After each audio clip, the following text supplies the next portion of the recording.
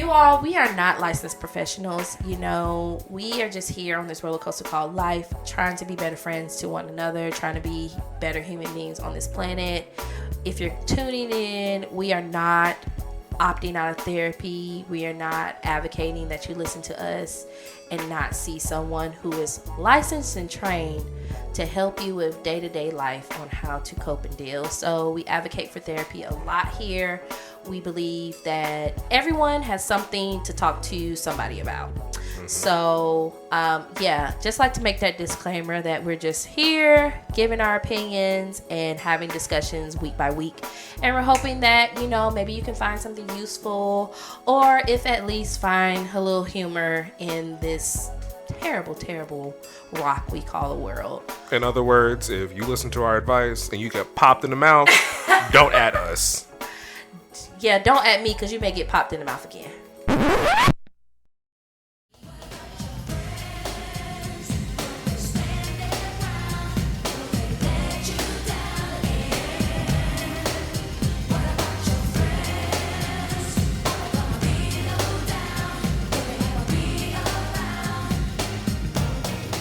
Welcome back to another episode of The Friendship University, podcast where we come and inspire you to be a little less trash by us being a little less trash every week.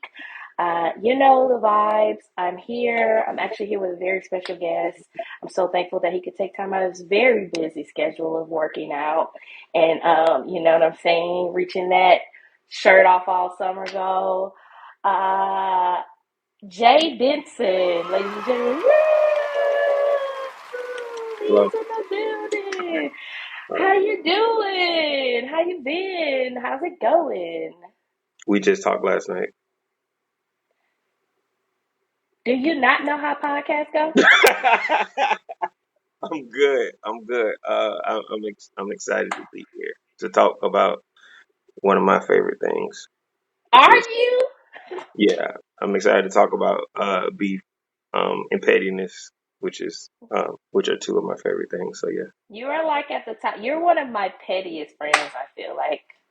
Thank you so much. I appreciate it. It's actually quite interesting. Like I won't say it. all. Is it like good interesting, or is it like I want to fight you interesting?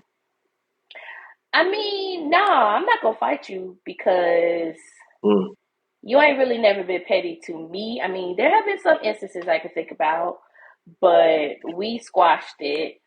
But nah, I don't really want to fight. It's interesting because I'm gonna say this. You my friend, and I want you to take this in the love that I mean it. And never somebody preface. You be all about love and peace for the world and world peace, but then you petty, and I just don't understand that factor of how you be like, yeah, I want all my people to eat off the same plate, but then you snatch the plate away out of pettiness. I don't snatch the plate away from my people, maybe from other people, but from my plate snatching from people that I'm not as cool with, a little snatchy. They'll be all right.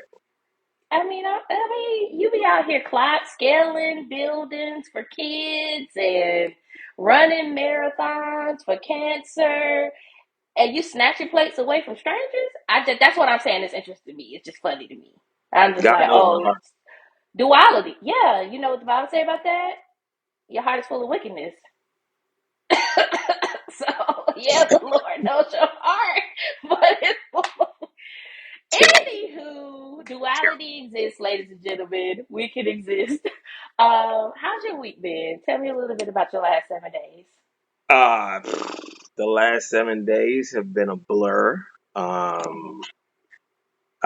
Work has been kind of crazy. Everybody's getting out of school and getting ready for summer, so everybody is making sure they go and sit down at their favorite restaurants and have some food. So last couple of days have been busy. But they've been good. Yeah. How about you, friend? Last 7 days have been good. I've just been getting myself together. I'm actually, the older I get, and I don't even think it's the older I get because I've always loved decorating the spaces that I've lived in. But every time I move into a new space, I get this inspiration about where I am and what's around. And so I've just been visualizing all of these things that I want to do to the space that I've moved into. And I sat down this weekend and I did an actual mood board, and I did like a architectural overlap of each wall and each room and what I want it to look like and what I want here and what I want there. I in no shape, way, or form would ever consider myself an interior designer, would consider myself on that level. I just know that a lot of times I'm in tune with that. Like, I choose colors a lot of times that often show up Mhm. in Interior Digest and just different things before I even see it. So, but I have no desire to do that. I mean, I guess at the moment, maybe you can look down the line, but yeah, it just really excites me, and I like doing DIY projects. So I was able to sit down and really look at and surface what I wanted to see. So over the next couple of weeks, I've done a little bit of it so far, but over the next couple of weeks, I'm hoping to kind of like finish it up, wrap everything up. You know, I'm in another city, so I'm experiencing different weather. I'm in DC, which they say gets all four seasons. Um, I guess. I guess we're in summer now. It's a little rainy still. I'm not gonna say rainy. It's a little cloudy, Mhm. but we'll see what happens. I've never been here during the summer, the actual like summer of DC. So I'm excited to see what DC summer looks like, Chocolate City. Oh Lord, I'm trying to see. That's what they call DC, Chocolate I know. City, right?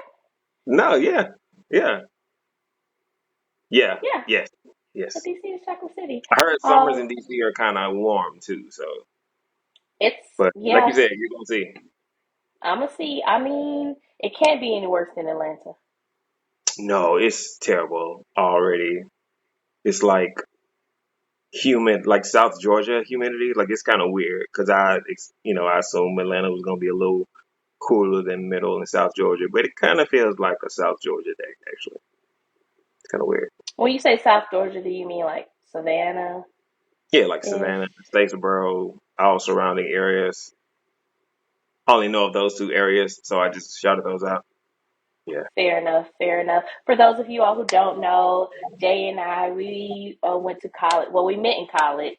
I can't say we went together because we were in the same class, but we met in college at Georgia Southern University, and my boy was out here doing the thing, doing the music, working, getting the degree.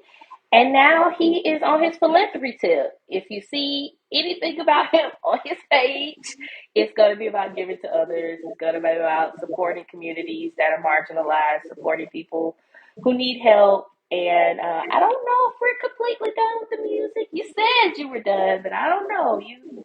You ebb and flow a little bit. All that sounds like Through I'm a terrible, boring person, by the way. Now that you say it what? out loud, Philanthropy is boring?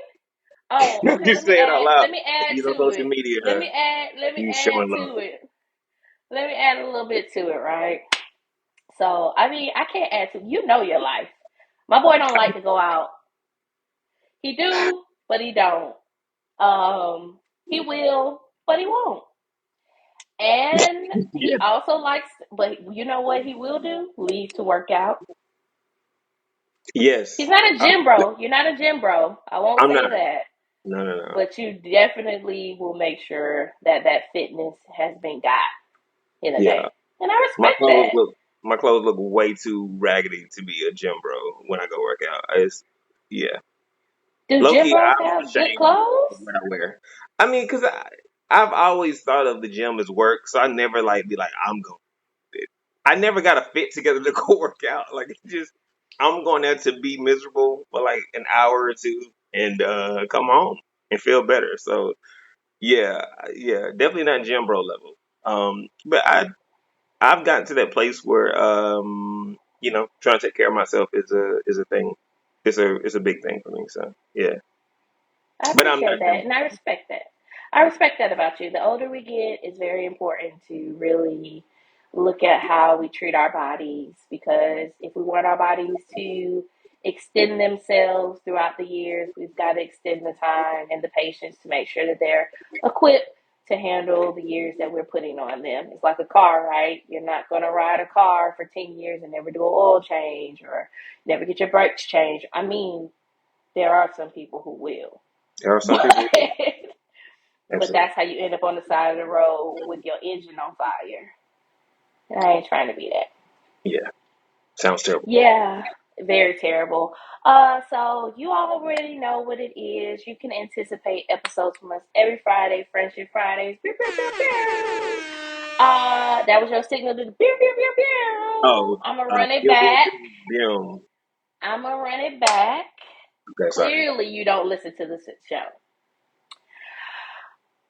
You already know what it is. You all can anticipate episodes from us every Friday, Friendship Fridays. Pew, pew, pew, Bill, bill, bill, bill. pew. Yeah.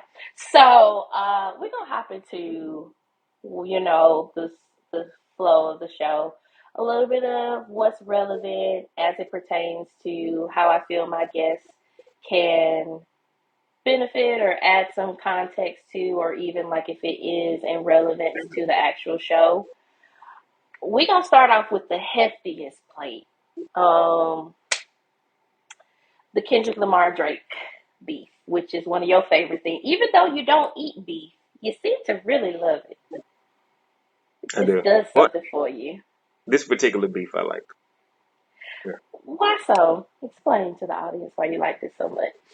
Um, I just think things are interesting. There are like so many levels to this Drake versus Kendrick thing. Like there's the music part of it. There's the for the culture versus not for the culture part of it.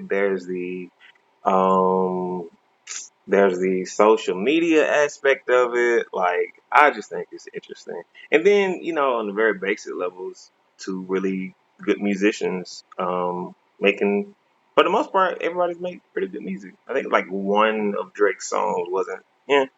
But like everything's been pretty good actually. So You yeah. mean the one where he threw in the towel? The one No. where You talking about last night? Nah, man. you don't think so you don't think that that's the lesser of what he's put out so far. You're telling me that the Heart Part 6 isn't the lesser when you think about what he do, um, Family Matters, Push Up, are the you asking parody me he if did I on think it's IG. Are you asking if I think it's a bad song, or if I think that was Drake quitting last night?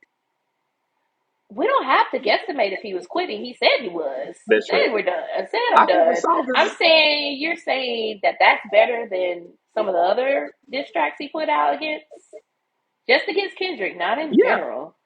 yeah, it is. Okay. It's a pretty good song. It's just that he has a like it's like a line or two. Like the Millie Bobby Brown line was like a weird. Well, not just that, but the molestation joint. It's like so you didn't even listen to the song. You didn't listen to Mr. Morale for real. 'Cause It's Kendrick not even didn't say that he you got didn't listen to it. So your whole one of your angles was to tell someone you think was molested that it's a bad thing that they want to protect other children from being molested. right, That's your and you're just saying that that's a bad thing, right? right. Said the Pied Piper. Like I just don't I don't I don't I'm not getting it. I'm not that the Millie Bobby, the whole like Kendrick Lamar call you this master splinter character, and then you're admitting you're master splinter. It's like the throwing the rocks and the holding of the hiding of the hands thing. I don't Yeah, respect that.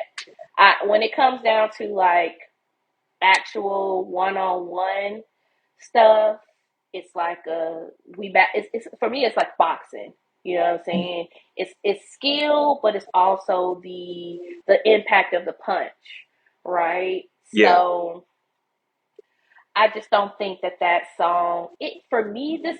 I saw kids on a school bus, and I saw Kendrick digging in that behind with the Jonan, right? Like the your mama this blah blah blah blah, and then Drake said my mama dead, and then the whole bus was like, wow, That's Okay, good. well, Yeah. I guess the fun's over. I mean, I can't even laugh at the past stuff. Okay, all right, That's you actually a win, I good guess. metaphor for it. That's a Jesus. good metaphor. We were all having fun. Then it's like, all right, come on, bro. Right. Everybody's like having fun. And it's like, you know what I'm saying? And then Yeah. all of a sudden it's like, oh, we got, I can't even call it serious because I won't take the song seriously, but Hmm. it's like it's like an inadvertent high road, right? It's like Yeah. a CEO who's forced to step down and they do their press conference and they say, in the good of the company, I'm going to say, I'm going to just step down. I feel like they're going in a better direction. No, you were forced to like, just be honest. You didn't play your part. You didn't do what you were supposed to do, and now you've been forced into resignation. And I think that for it's so interesting for this in particular because Drake has so often. I can't even say more so often. Has always won the internet. Hmm. He's always won the internet. That's how he got over on Pusha T. It's like, but this time, man, you really, you really just meant it. Overall, your tracks, all the tracks that are there, right? You got a preferential listing, or what you thinking? I can't rank all 35,000 of them. It is a lot. It's a But whole extended playlist.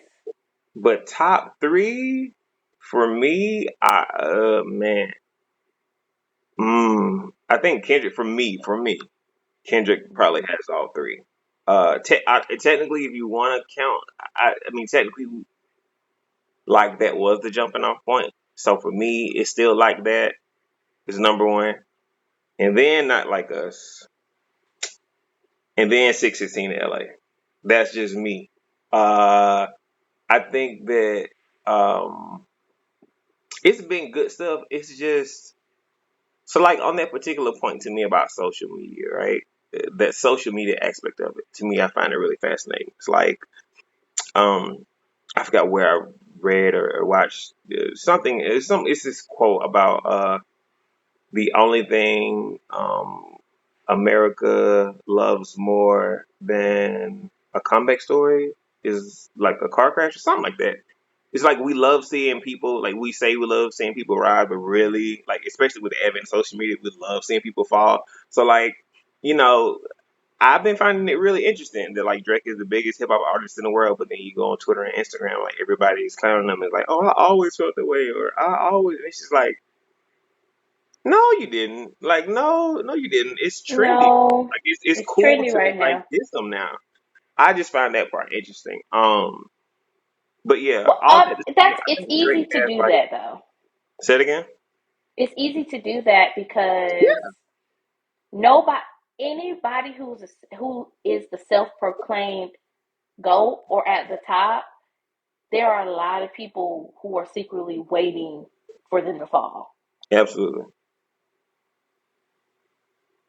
I think You were that. saying something. I'm sorry, I didn't mean to cut you off. No, you good. No, I was just saying, like, jumping off that particular point. Yeah, I think it was. I think it's always been that way. I think for a lot of people, I'll say for myself, um, I didn't start out as a Drake fan like that. I got on So Far Gone super late. I think I got on So Far Gone maybe. Well, it wasn't super late. Um, it was like maybe closer, maybe a year after it dropped. I got on So Far Gone, but when I first heard it, I loved it. Same. Thank Me Later dropped. I was, Hmm. I still think Thank Me Later is probably the worst Drake project, but it's cool. It has some joints Honestly, on there. can't tell you how many. I can't tell you verbatim what's on that album. That's If I'm hilarious. being honest. No, I mean it's And like I that know it's one of sometimes. his bigger. I know it's one of his bigger albums, but yeah, I'm gonna say this.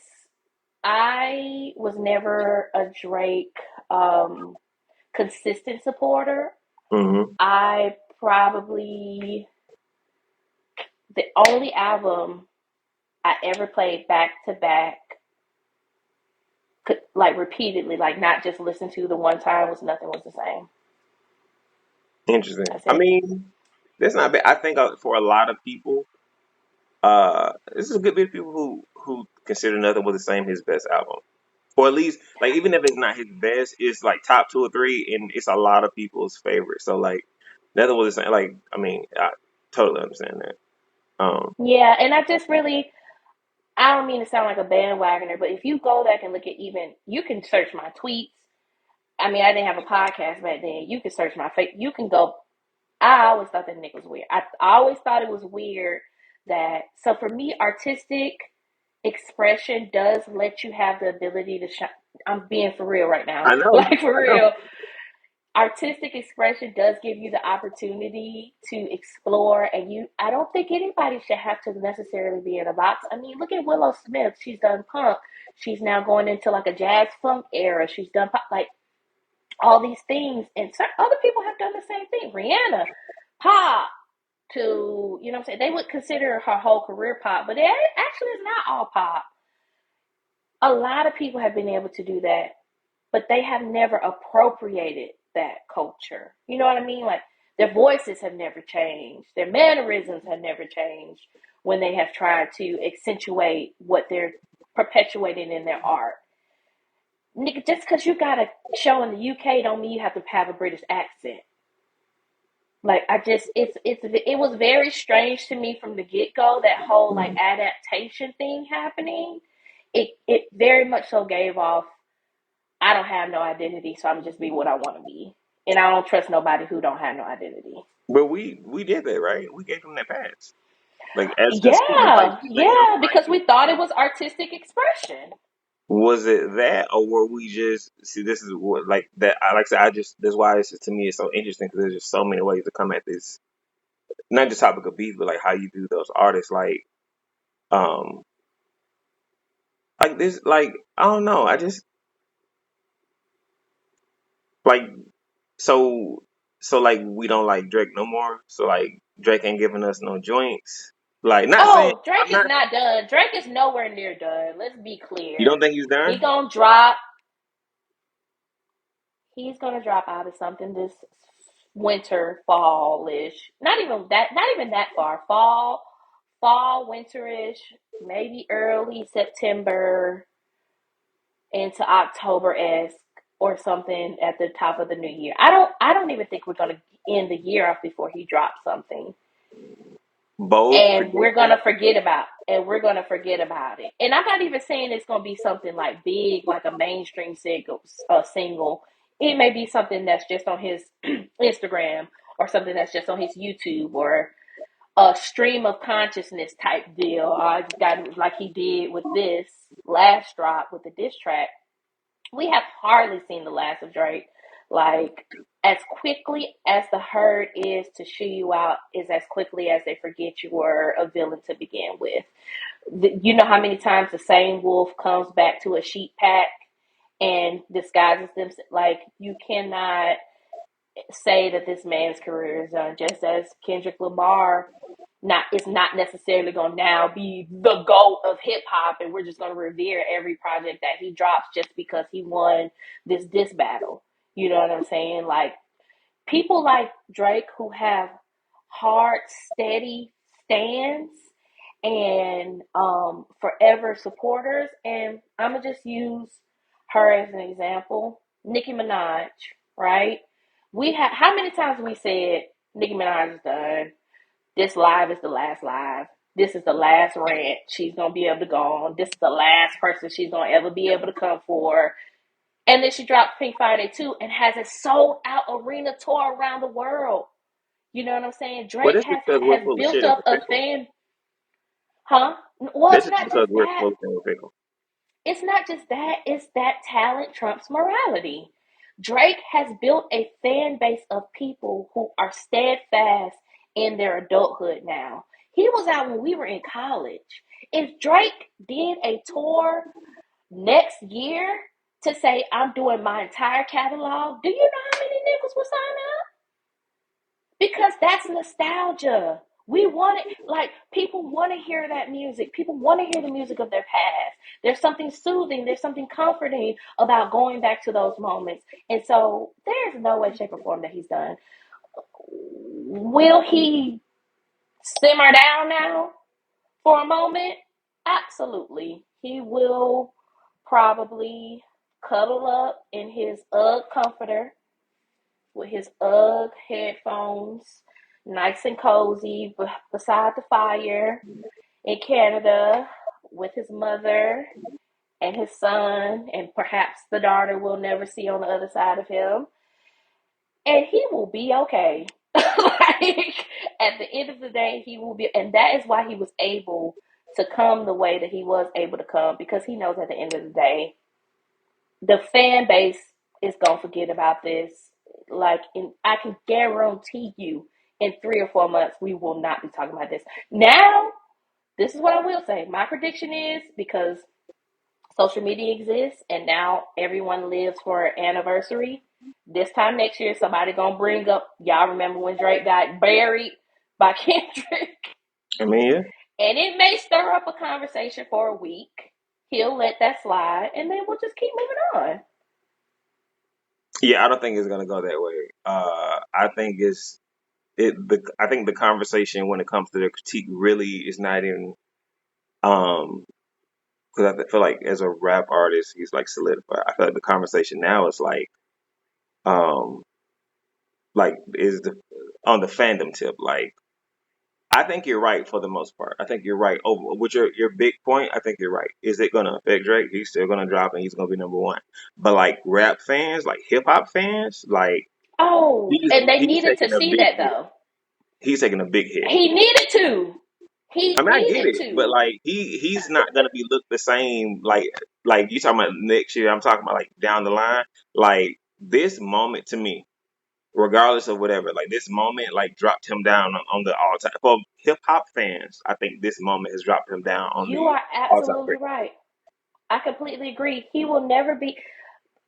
I know it's gonna sound crazy to say this, but before, his name would have been in the same conversations as a Nas, as a Jay-Z, Yeah, as a Talib Kweli, even as a most all people who you don't even put in the same class if you're really thinking about the bodies of work that these people have produced for the majority of their career. I'm not talking about one-offs. I'm not talking about Big Pimpin'. You know what I'm saying? He has now lost that spot. He is now he'll be revered as like a he gonna be revered as a pop artist. That's my surmisation. That's my surmise yeah, from I what agree. has happened. They're gonna be like, name your #1 artist from 2009 to 2023. Drake. That's gonna be a Jeopardy question, and then and it's gonna be pop. It's no longer gonna be hip hop, Yeah, he's which definitely that's I'm switch. not mad at. Yeah, I'm not mad at it. his yeah, like I said, I think it's super interesting how this moment like has happened for him. But I mean, I mean it's so much stuff. Um, like how it's not just Kendrick, it's everybody. And it's just like, so what? So all this time y'all were doing songs with this man and partying, and he was y'all bestie. Jarrell, Now you it's know how this go. You know how it yeah, go. it's just Nobody. weird. This is why I say the people who are around during the weirdness are should be held accountable as well, because no predator acts alone on that magnitude. And I'm not calling him a predator in a sense, but I'm saying you've seen the way that people have been coming out like, I've been said this. We've been seeing tweets from people who posted in 2013, 2009, talking about Drake and like, I've been saying this. These are celebrities and non-celebrities that have been saying this. O'Shea Jackson that came out. You know what I'm saying? And I say that because the sternness is on his father more so than him in music. But y'all felt this way, but who went to the authorities? Who actually did something about it? I'm gonna say this. I tweeted about this last night after that last drop, because you know what I'm saying, some serious allegations were thrown out. And I feel like, regardless of the outcome, and we had a good time, I know myself, I had a dang good time. the memes, the tweets, the bops. I've been jigging around my apartment since, I don't know, April, what, March. Actually, I think it's when like that dropped. March something, maybe March 22nd or something like that. I've been jigging around my apartment since then, back and forth. And you dog know doggone well this weekend when Not Like Us dropped. Man, like, I seen a bunch of but videos where people really get into it outside. It's really gonna be played a lot. it's a I'm up before I get into that serious point that I was just about to make. I'm gonna say this: he messed up on two. He asked Kendrick for double entendres, and every single time he gave it to him, to tell this man as an insult that he makes freedom to free the slaves music was not only telling him like stop all that consciousness, but you'll never be able to make a bop. Not only did he keep the consciousness, but he made a bop to say, okay, so now you're gonna tell me who I am and what I can and you must have forgot about Pull Up Drink. And no, it didn't have what was the actual name of the song? Pull Where's Up Drink, Headshot Drink, swimming pools? Faded, Swimming Pools, which was very slow. And but how many times did we hear that in the club? How many times was niggas jigging to it? Like, you forgot that this man can make a bop. You just thought he couldn't make a dancing, and now you the butt of every meme. I mean, he done borderline made a Beyonce beat. You know how Beyonce beats always go to everything, and you be put. He done borderline made that his that beat go to every single meme we've ever seen that involves dancing. I saw somebody mix it with "Hit 'Em Up" and Pac's verse went over it I perfectly. saw that and I favorited Each it because that's going to be in my playlist this summer. That's going to be in my playlist this summer. Whatever. But yes, so there were some serious allegations, and I just whatever needs to be done on the back end to ensure that whoever was victimized in these situations is protected and that these people are no longer having access to do whatever they were doing. I think that's what should be happening at the end of the day. Like, I had a conversation with a friend because they were just like, so we just going to ignore the allegations against Kendrick, right? And it's like, because being women, that's a serious allegation. He's saying, you know what I'm saying, this is not his child and all this, that. And I had to explain to them, like, in the grand scheme of things, there's a hierarchy of abuse. And the beating of women, especially black women, is very low on the totem pole. Especially when you put it into comparison of pedophilia. And I'm not saying the hierarchy should exist. I'm not saying it shouldn't exist. There are instances where there are individuals who are more susceptible to abuse than other people and they couldn't have choices. But there are also situations in adult abuse where someone has the mind of a child and so there shouldn't be but that's why we're really not looking at Kendrick's allegations like that because I mean, not only lyrically did he fail to really bring it on home, and there is a mountain of evidence on social media about Drake being weird since Drake came on the scene. But we don't really think about hitting women as an actual horrendous crime. It's more so like this happens every day. I mean, if he hit a woman, he hit a woman. He may be better. He may not, but and so that's why I said I just hope on both parties, whatever needs to be done to make sure that these individuals are safe or that they get whatever needs. I hope that happens. Yeah, absolutely, absolutely. So, final thoughts on the beef of 2024.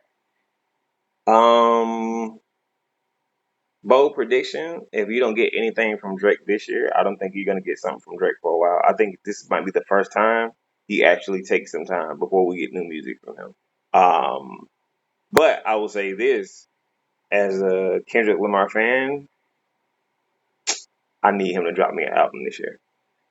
because I think the general consensus is that Mr. Morale is a really, really good album, but it's heavy as shit. So the replay value is like it doesn't sit like other Kendrick projects, but like what I will say is I want the album.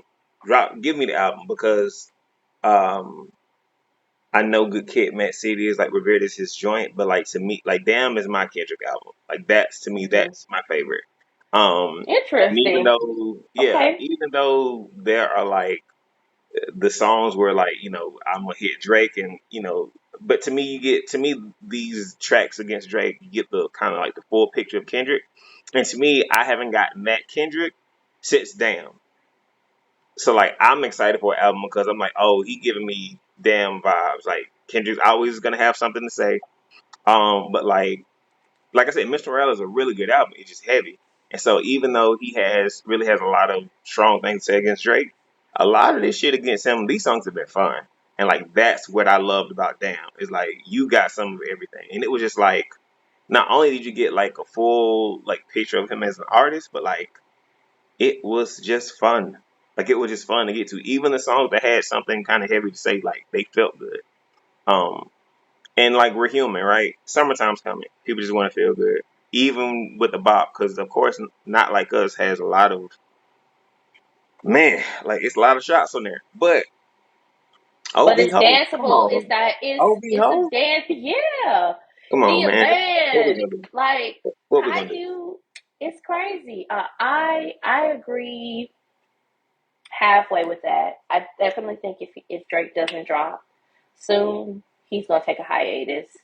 We will probably see him pop up in other endeavors where it be alcohol or sports or some kind of like car, like he's going to pop up in some kind of other entrepreneurial endeavor to get his name disassociated with this, and then he'll go back into music.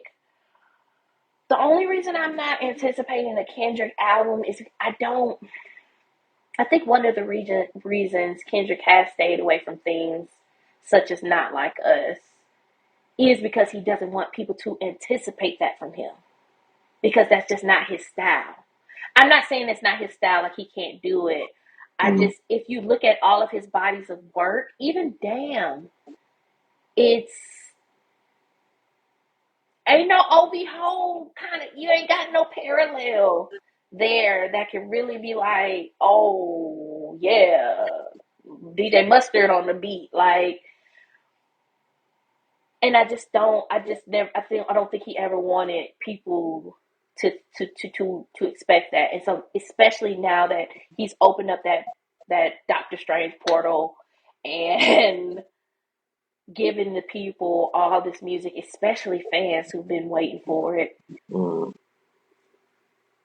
I don't want people to be disappointed.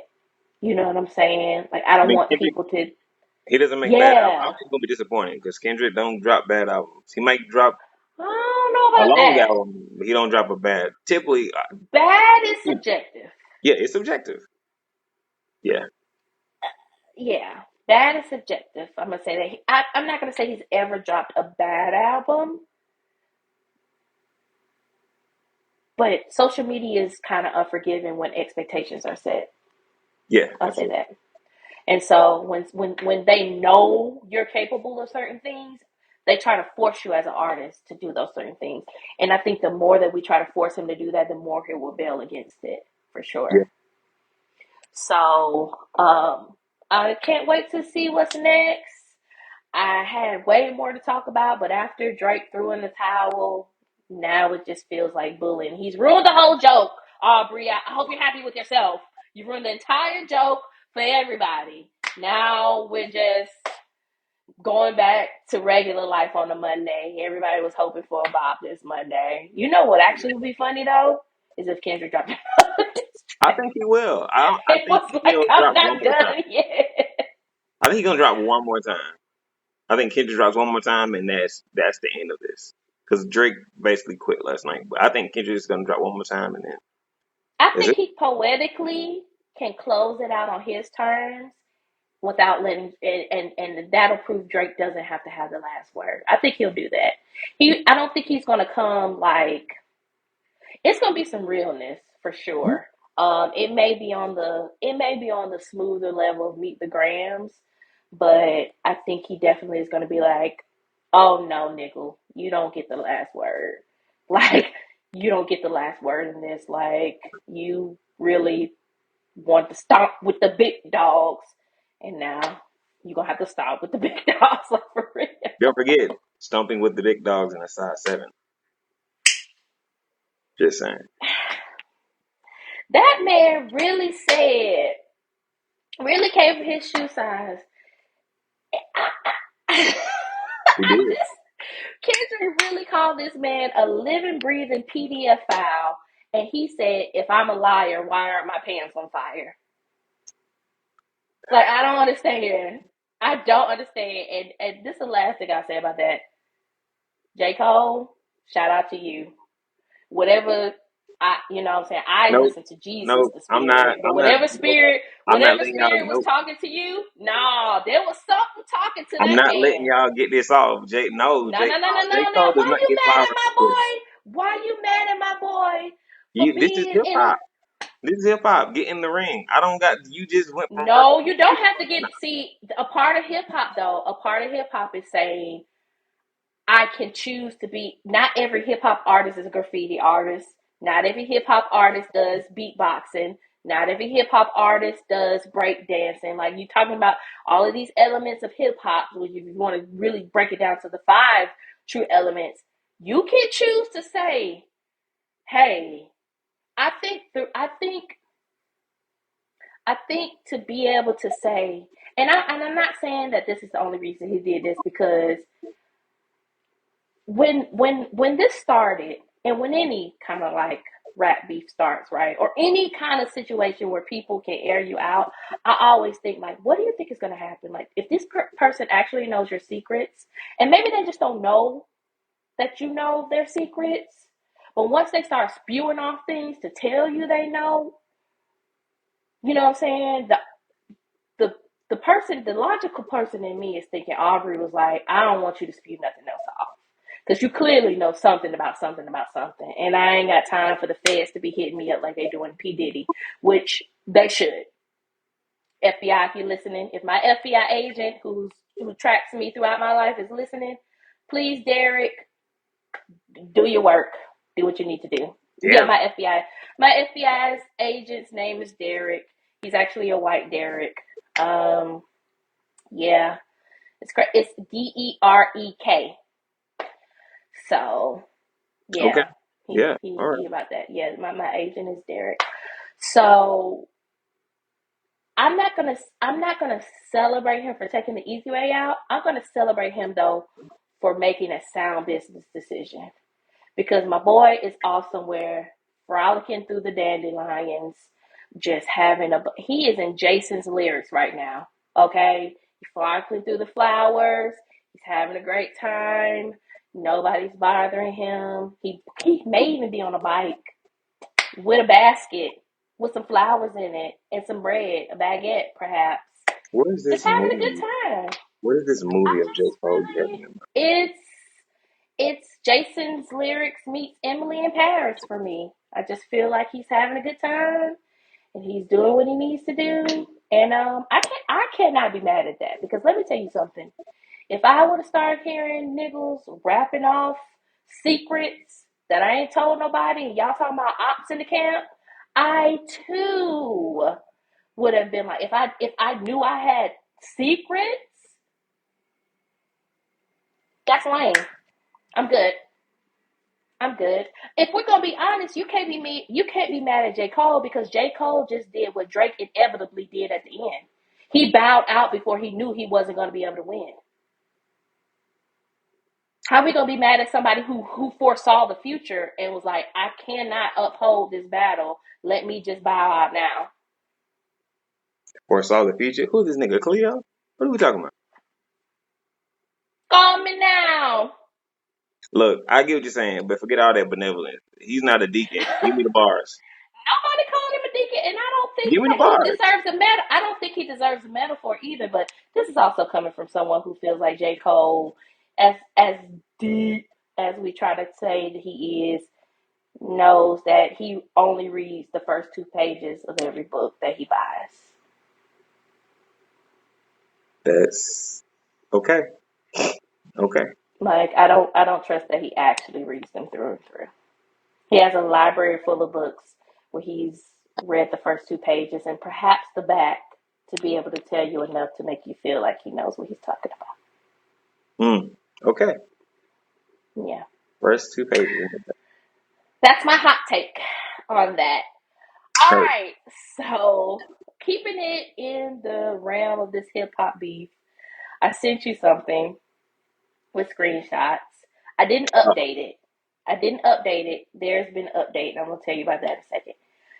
DJ Vlad. You know who DJ Vlad is, right? yeah. Why you say it like that? No, I just it's this topic centers around two things that are really annoying to me. Which are? The new hip hop media uh, media, of I don't. people. Would you consider DJ Vlad new hip hop though? Because Vlad TV has been around a very long time. It has, but I feel like just because it's really been more in this digital era of like I think it was like late 2000s. So technically it's new era. I mean, Mm-hmm. uh, because of that, I consider it that. But like, yeah, the hip hop media, this era we're in, that's just clout chasing and people who actually don't care about the music or the culture, who is just trying to wear artist chains and get retweets and getting girls DMs. That part is one of the things that I don't like, and then the second part is I have a thing about people who complain on social media and like tag people's jobs or tag businesses when they are annoyed by something. Um, it's the most, yeah, man. It's just I don't understand it, but I will say I'm biased because I work in service. So I know how that thing can snowball and get bigger. But Mm-hmm. yeah, it's just two of the things I hate the most. But yeah, go ahead. I'm sorry. No, I mean you hit on it. I think it's interesting that you said that this new age and the people who clout chase and stuff because while all that may be true, I think DJ Vlad's story is one of colonization, right? Like we're talking about him entering a space. Yes, okay, I'll give him this.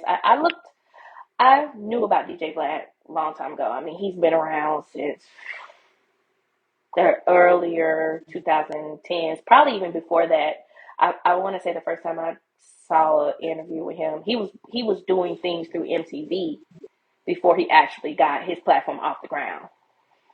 So that tells you how long he's been around. Because when's the last time MTV did anything music television related? But yeah, so and I've always felt a way about him being able to like exploit these artists. He never like truly sits down with who he would categorize as like the true essence of hip hop, right? Like people who know not to go. He's a snake and just different things like that. But I feel like I totally agree. I think what you're talking about is a part of cancel culture, which I don't subscribe to. Mm. The whole adding someone's job and trying to get them fired with no like true bait. You hear one thing, right? I often wonder like the people who do this, if a microphone followed you throughout the day, what would you say to make someone cancel you? You know what I'm saying? Like we often say things sometimes without thinking. And I'm not giving pass to people who are actually like discriminatory or racist or like do these things on a day-to-day basis and they've made a pattern of it and you know that pattern now. You've seen that this is who they are versus the people who like truly make mistakes.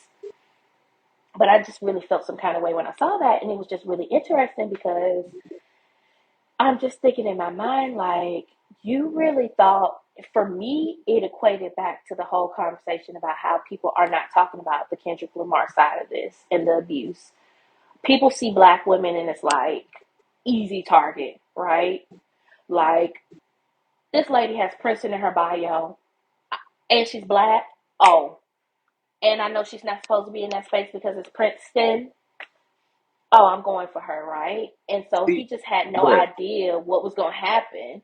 You know what I'm saying? Like, yeah, because history tells us that historically black women are not protected, but he went after the right one, right? I think it's a lot of reckoning that's happening for people who should have had a reckoning a long time ago. I think that's a You good about point. I think, but for him, I think the thing for him, I think is I don't say deeper than like being racist. I say deeper than racism. Racism is like a weird phrase to throw out, but I don't think he I was think it's being simpler racist. than that. I Is what think I'm he saying. was I don't think he was being racist. I think he was exerting his power. I think he saw someone who should have been docile to him and had no business coming Yeah, at him like that, and he thought that he can exhibit the power that he has over her, and it was going to shut her up and shut it down, and that was probably going to give him more street cred or give him this or give him that. I have seen I can almost guarantee you in a million years he never thought a Queen Latifah, a Rod Digger, D Nice, all these people were going to at him and be like, yo, chill. And if you go back and look at those tweets, the way that he's talking to these people, and he's even trying to explain, oh, Rod Digger, think about it this way. And she's like, no, if you're going to say that you've earned your stripes, sticks and stones, man, this is the culture. You can't be coming at somebody's job just because they say something that you don't like. You know what I'm saying? That would have been like somebody behind the scene, you know what I'm saying, Kendrick behind the scenes trying to mess up whatever Drake got going on with one of his business partners. Like, this proves exactly what that black woman said. You don't even understand the space. This is why it's not a space for you. Because you're doing things that go strategically against the space that we've created. And I'll say for me, the cherry on top was that she is Dark Child's niece. oh wow. Okay. Yeah, she was dark. She's Dark Child's niece or whatever, and so that was just like chef's kiss, right, to the world. They was like, "Oh, you really don't know who you messing with now." You know what I'm saying? Because if for our listeners, if you don't know anything about Dark Child, please go Google. You'll see the immense amount of work that he's done in the R&B sector and the pop. Like, you know what I'm saying? When you think about a lot of your hits for a very long time, I can't even put a time frame on it. Hmm. Rodney Jenkins, aka Dark Child, had something to do with that. So this is what I did. I didn't get a chance to update the show notes with what happened, but today he came back. DJ Vlad came back and he tweeted and he was like, "I just want to clarify. I wasn't trying to get someone fired. Blah blah blah blah." So of course your girl had to come. The girl he initially had. She was like, "That's absolutely not true. You added my job 5 times in this tweet thread, trying to get." And I just, it's like whatever portal Cat Williams opened, I feel like it's gonna have good intentions. It's gonna have some good outcome, but it's also gonna have some adverse. We haven't seen the adverse effects of it yet, but we seeing a lot of people that we've been trying to kick into the time pendulum to get out of here. We seeing a lot of them getting kicked out. The Drake, the DJ Vlad, the Adam 22 done now got thrown into it because they like get him out of here as well. DJ Academics done got thrown into it because Academic, he should have been out here a long time ago. Um, So I think it's really interesting that he decided to do that. He would have been Vladius or whatever your name is, Vladislav, whatever you are as a Russian man. You would have been better off not saying anything. He actually would have been better off just letting it die down today than coming out because they have. I mean, the grill has just reheated and they are cooking him to a crisp now. Like yesterday was crazy. And it kind of died down because Drake dropped. People started talking about that. And it was actually kind of disappointing to me because he kind of responded like an amateur in my book. You've been in this social media realm how long, and this this kind of like media realm how long? You should have known to just let the masses move on. But you decided to double down and say this wasn't what you were doing with screenshots, my dude. Screenshots. Just annoying. Just annoying. Like, it's just pointless. You could just keep your tweet moving. You could just kept it. Like, it's like I said, the social media aspect of it, we just can't help ourselves. We gotta come back. We gotta fight with somebody. We gotta tag somebody. I think a deeper part of it is this, like to me, in this kind of like in the same space of cancel culture. I think we're um this era of like in the last like maybe like decade plus of like people who really haven't had voices being able to speak up. Like it's really Mm-hmm. been dope. But in that same vein, I think what it's kind of caused is this ripple effect where like people are like seeking to be aggrieved. Like it's almost like people envy the people. It's like people envy the hurt and have not. So it's like I too am a victim of something. So Oppression Olympics. yeah, and it's just like my dude, like it doesn't have to be that. But I think, like I said, it's just one of those things with social media. Even when it's not intentional, you digest and download something all the time. You see this all the time. Like I really do feel like that we've got to a point where a good bit of us walk out the door and we're looking for the slight. We're waiting to be aggrieved. We're waiting for somebody. We're waiting to be the victim, and it's just like it's a slippery slope because, like I said, it's great to have to be able to give voices to people who have had voices for so long who are truly victims. Um, and I don't mean victim in a negative sense. You know, there are people who have had things done to them through nothing they did that was wrong on their own. But man, it gets kind of wild when people actually walk out their door and decide like I want to be a victim. I need somebody to care about this thing that I care about that makes me feel better about myself. Um, That man, kind of ties into our conversation last week. Shameless plug. We had a conversation on the podcast last week. Myself and Tara Coble were on here talking about attention seekers. And if you want to kind of talk about how people always insert themselves into things that don't have anything to do with them, you can check out that episode for sure. But go on.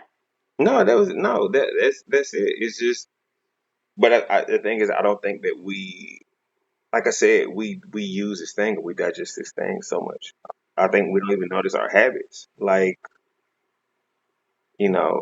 something I think is I always find is really funny on the long of those lines of like the kind of group think thing.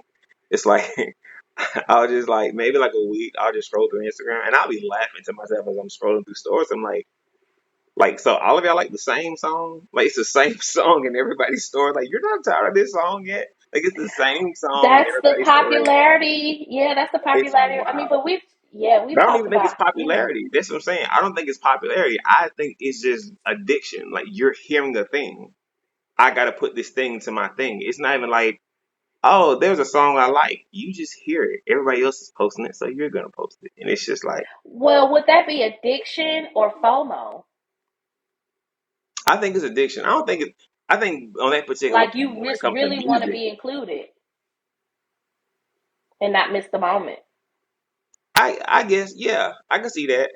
I can see that. I would attribute FOMO more to when you like we see, especially like during 2020 when everybody was going to Tulum. I would kind of give it lend it more towards that. But yeah, I absolutely get it. Hey, everybody else is playing the song. I'm gonna play the song too. I don't want to be the only person that's not playing the song. I don't want to be the only person that's not posting the thing. Um, I just find it interesting. I find it interesting. I think, like I said, we just have the routine and we don't think about it. We don't second guess it. And then like in the back of not in the back of our minds, but it's just like it's one of those things like certain people notice and it's just like everybody's doing the same stuff. Like You that's don't kind think of that's weird. normal though? We've always been bandwagoners. Like I don't society has always been sheep, I right? don't We think just it's always normal. have. I'm not going to say normal as if it should be happening. I'm saying normal like this is society. We're just seeing it more with social media because you and I have talked about. Yeah. I have I have adverse feelings about social media. Like I feel like it definitely has its place and it's supposed to be around, but I also feel like it's giving a true sense of community to some people, but it's also giving a very false sense of community, which can Yeah. be very detrimental to a lot of people, especially mentally, because now my everybody has an opinion and my look at me, look at me, look at me. There's a reason that in class the teacher only calls on one person to answer the question.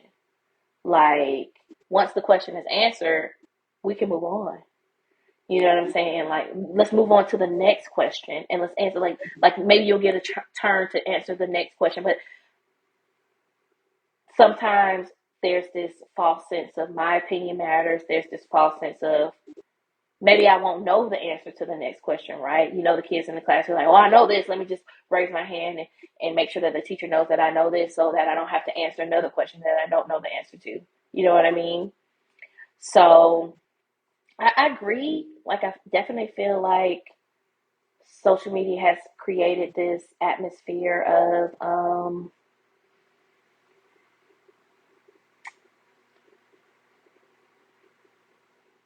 blandness. Hmm. Like it's so funny because the harder people try to stand out, the more they look like Hmm. the person next to them. You know what I'm saying? Because they're trying to stand out based on who the person next to them is instead of based on the person they actually are. Hmm. Absolutely.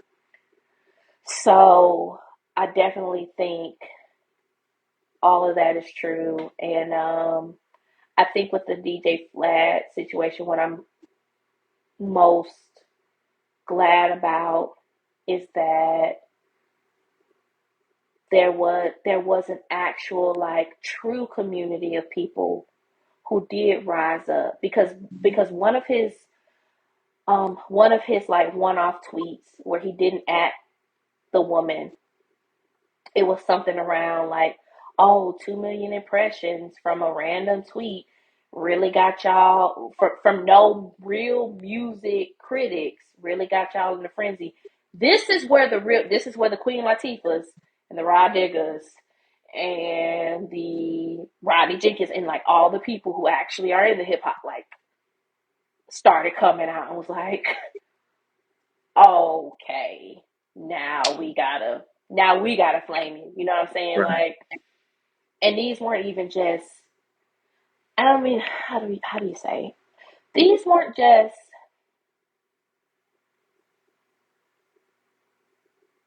These were legends coming out. So it was no question about. You know what I'm saying? He couldn't respond back. Oh, you just started in the game, or you just know. You know what I'm saying? Like, and if you go back, I try to find the link so you can actually read through. It's just so interesting the way that he responds to these legends who are saying the exact same thing that this lady is saying that he thought was a nobody. And I think that's another thing we do on social media, right? We assume that because we're nobody, everybody's a nobody. If we've never seen their name, we look at followers, right? Oh, this person only has 10,000 followers. They're nobody. They're da, da, da, da, da. You know what I'm saying? But this lady had been revered. She's an author. She has a contract with Princeton where she comes on and off and does studying. He tried to cancel her, and she was like, "My contract is up." And he was like, "Oh, you should take Princeton out of your bio because you're just lying at this point." She was like, "I actually graduated from Princeton. That's why it's still in my bio." Like, you know what I'm saying? Like all this discrediting that tries to happen between people because we base things off of numbers and off of interactions. And I think that it ties into why people choose to hop on the bandwagons.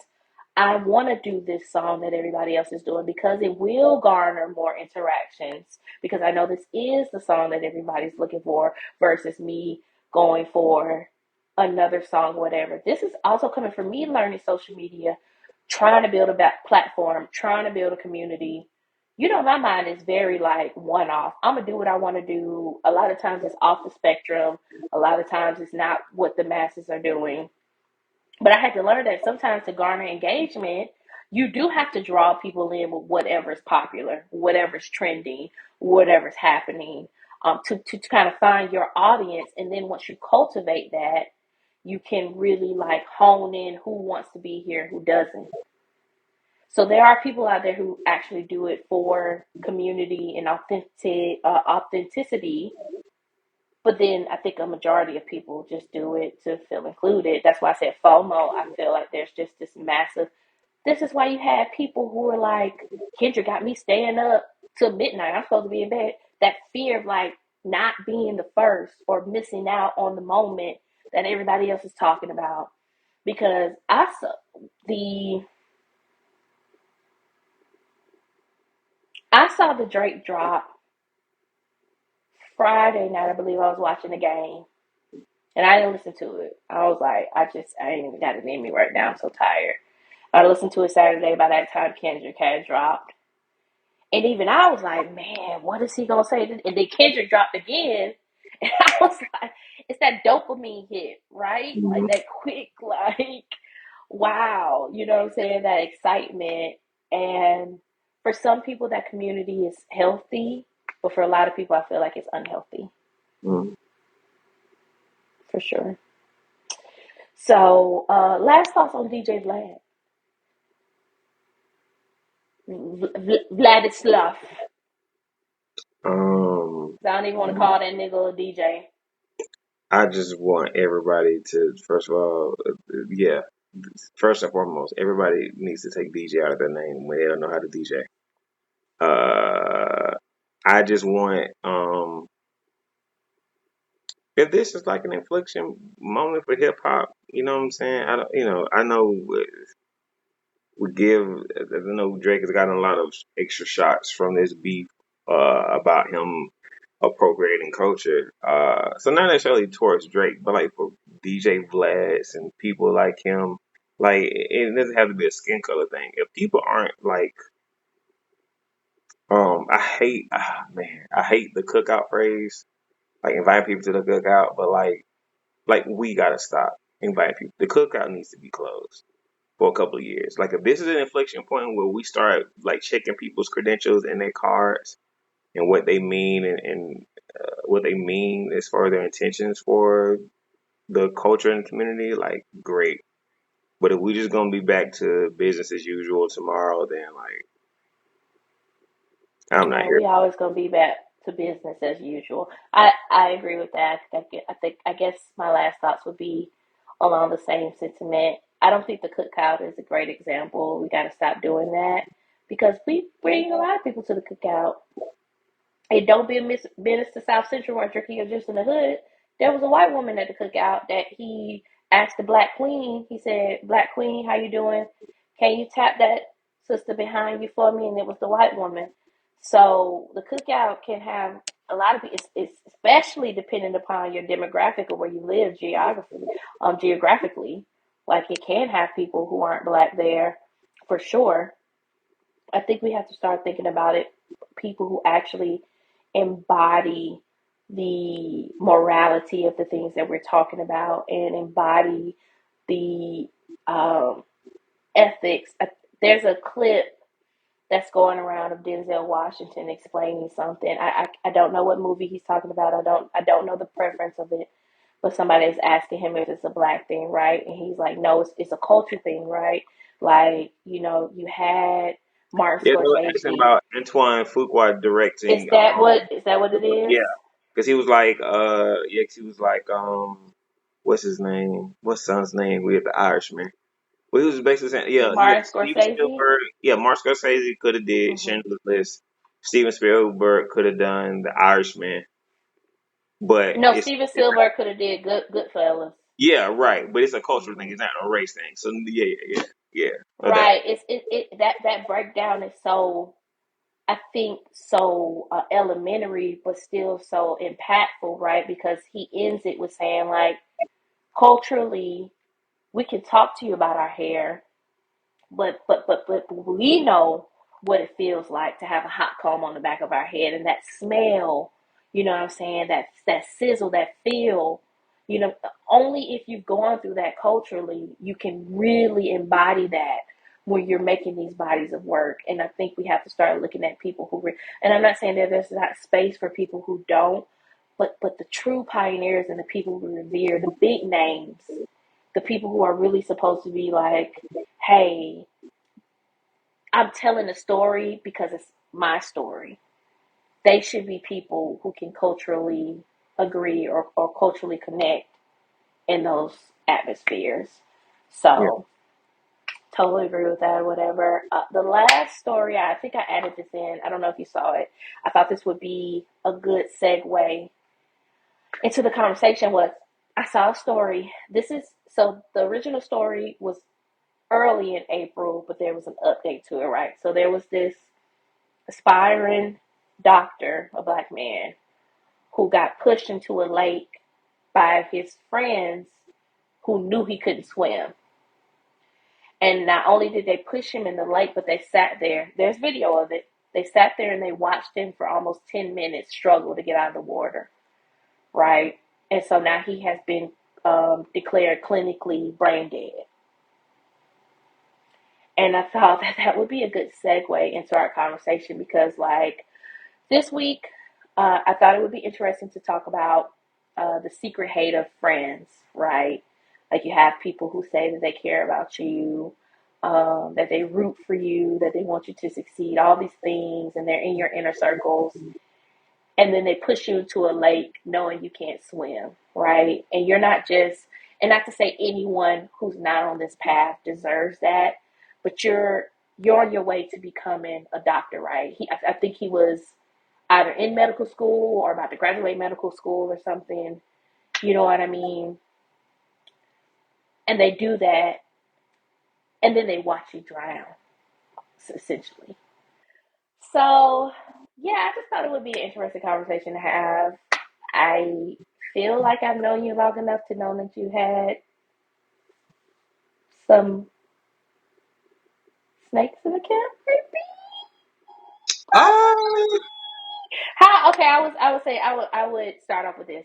How do you identify when someone's feelings towards you are not those of genuineness, or like what are those signs that you can look for to say, you know what, you talk a good friendship game, but what you're doing really don't add up to friendship. I think it's really for me, just where I am. First of all, I don't think there's. I think it's cool to say that like there's like a perfect formula. It's not. All you can go by from all you can go by of people is what they give you. So let me say that. So for me, it's two pronged. I hate to be all whatever, but number one, it's an energy thing. Like sometimes you can generally feel people on that particular point. Like I'm purposefully looking to keep people in my life and keep people around me who are kind.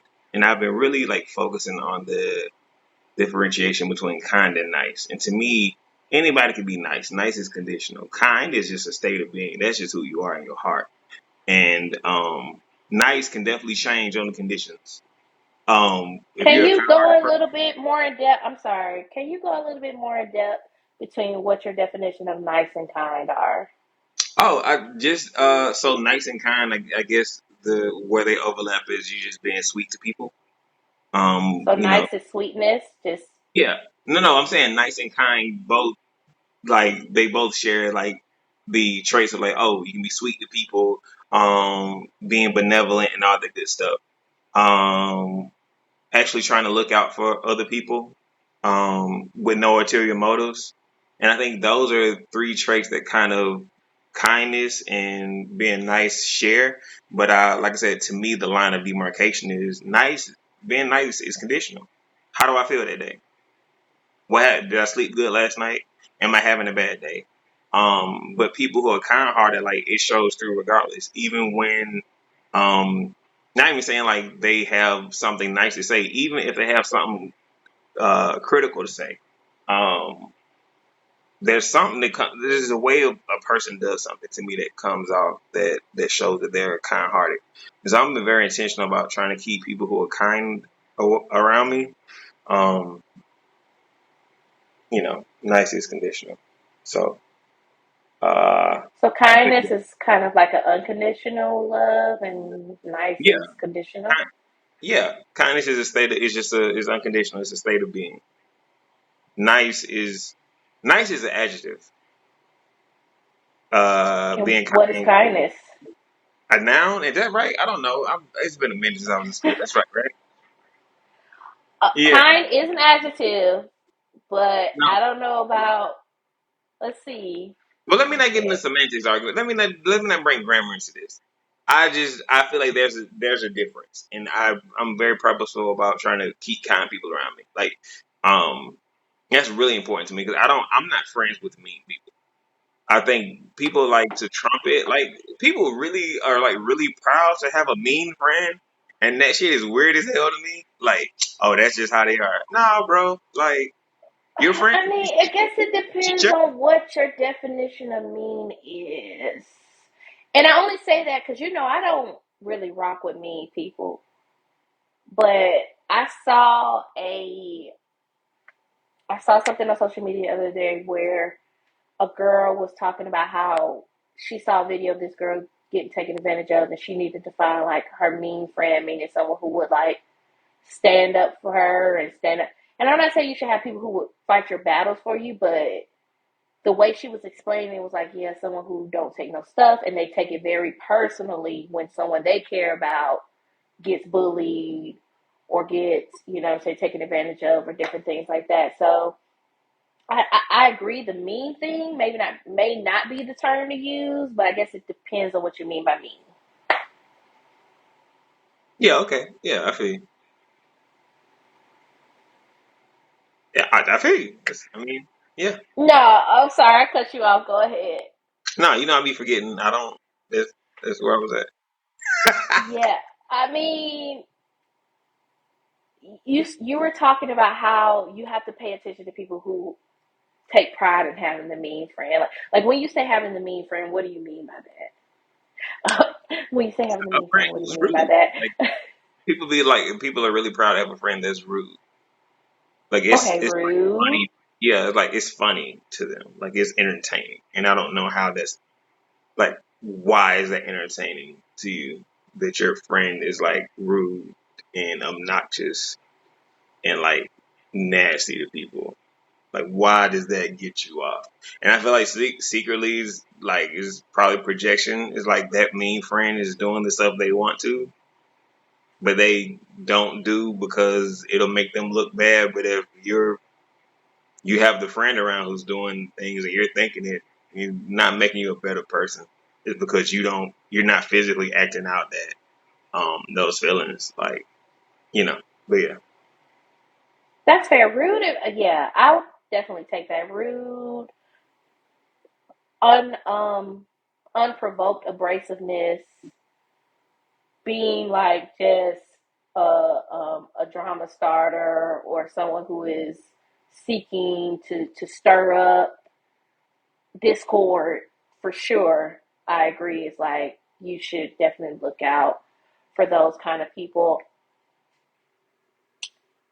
Have you ever encountered someone like that? Let's start with the mean, the rude. I'm not gonna say mean. I'm gonna say rude. The the the the stirrer, the person who's always looking up to stir stuff and just is really abrasive. Have you I ever encountered someone like that? I've encountered. I can honestly say I've never had, and I'm actually really big on the word friend. I don't throw that word around lightly. I'm cool with people. I'll say homeboy, homegirl, but I don't throw friend around a lot. I've never had a friend who was rude. Like I don't do that. Um, uh, the pot stirrer kind of people. I might have been cool with those people, but that was probably the reason why, or one of the reasons why I never became friends with somebody. Like they might have been cool in passing, but like I don't like unnecessary drama. I don't like I said, I don't like people being mean. Um, I don't like people who are always nosy and stirring up stuff. Like I'm not that bored to be entertained by other, like this thing we have where we're like entertained by other people's misery and trauma. Like I don't have that. Like I don't understand it. I could probably sit down and get on social media and come up with like hypothesis, but like I think it's just a thing. I think we're just projecting a lot of negativity and keeping those people around us. But I personally don't keep them people around me. Of course, I've observed people who are those kinds of friends, people who stir the pot, but like I don't keep those people around me. As you stated, I live a very boring life that is filled with trying to do philanthropy and be a good friend and be a good son and be a good uncle and work out. And that's enough for me. I don't need to like add extra shit in there, like keeping like rude people around me. So yeah. So you mentioned that you don't throw the term friend around. I'm really curious, and I would really love if you can explain to the audience what your definition of a friend is. Um, that's a good question. I don't know. I don't know if I have like a succinct definition. If I look at my circle, um, I think first and foremost, the people who I consider my friends are people who push me to talking about that particular point I was talking about projecting like the worst parts of yourself. Like if anybody in your life who is not pushing you to be a better person through their words or their actions, you probably shouldn't keep around. I know it sounds like, Mm, it sounds heavy, like, and I don't mean the sense of like every day you and your friend are having like some hour-long discussion about how you need to develop and better yourself. But I'm just saying like you should keep people around that like make you say, I should look at the way I move a little bit, like, like that's admirable. I should try to, do that, or I could, make myself better in that particular way. Because, like I said, all of my friends motivate me to be a better person in a different aspect. I can look at, because I feel like, we all have friendships with people, but every friend serves a different purpose.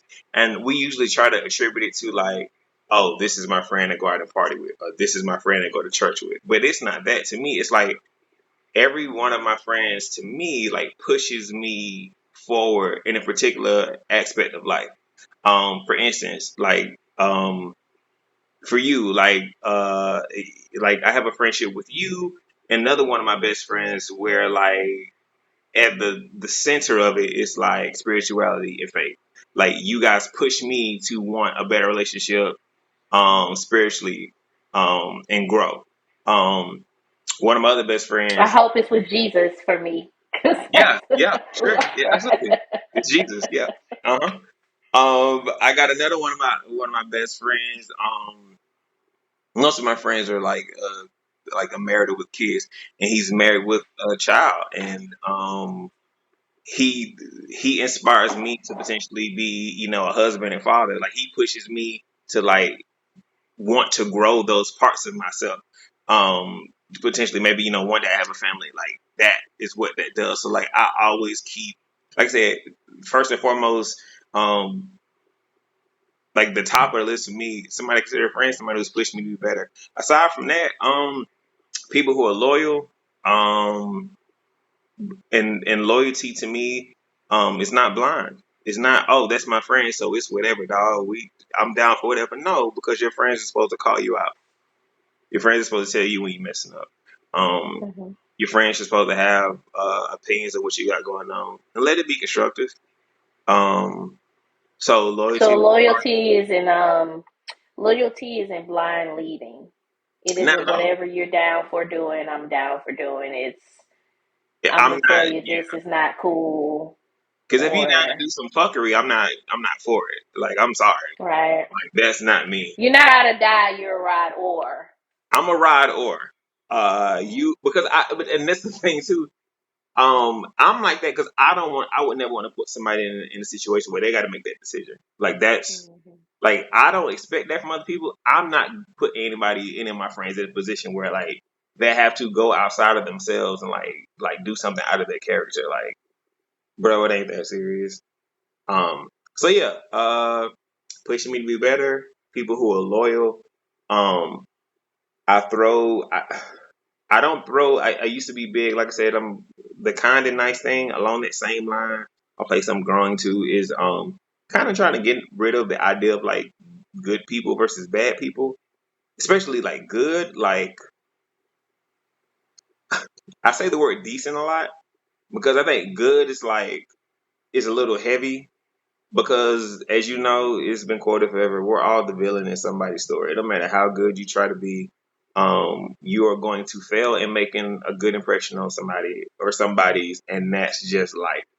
Um, but but I really push to try to keep decent people around me, people who actually are empathetic, who care about other people, and not like I said, not just myself.